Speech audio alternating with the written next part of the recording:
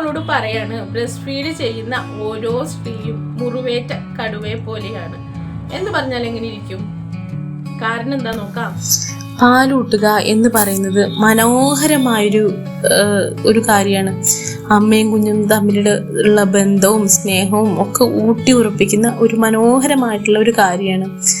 അത് തികച്ചും ദൈവികമായിട്ടുള്ള ഒരു കാര്യമാണ്. ഒരു അമ്മയ്ക്ക് ആ ഒരു നിമിഷങ്ങൾ ഭയങ്കര പ്രഷ്യസ് ആയിട്ടുള്ള കാര്യമാണ്. പക്ഷേ എന്നാൽ അധികം ആരും ചർച്ച ചെയ്യാത്ത മറിഞ്ഞിരിക്കുന്ന ബുദ്ധിമുട്ടുകളുണ്ട്.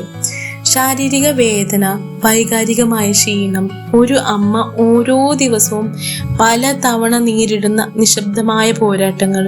മുറിവേറ്റ് കടുവ ഏറ്റവും ഡേഞ്ചറസ് ആയ ജീവി എന്നാണ് ഒരു മിത്തുണ്ട്.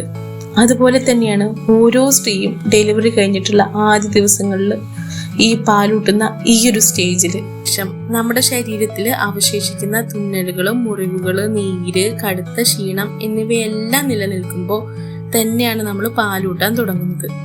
ഫസ്റ്റ് പാലിറങ്ങുമ്പോൾ ചിലപ്പോൾ ബ്രസ്റ്റിൽ കല്ലപ്പുകൾ ഉണ്ടാവാം, ശക്തമായ എരിച്ചിലും വേദനയും ഉണ്ടാവാം, നിപ്പിൾസിൽ ക്രാക്സ്, ബ്ലീഡിങ്, അങ്ങനെ ചെറുതും വലുതുമായ ഒട്ടനവധി ഫിസിക്കലും ഇമോഷണൽ ആയിട്ടുള്ള പെയിനിൽ കൂടിയാണ് ഓരോ അമ്മയും കടന്നു പോകുന്നത്.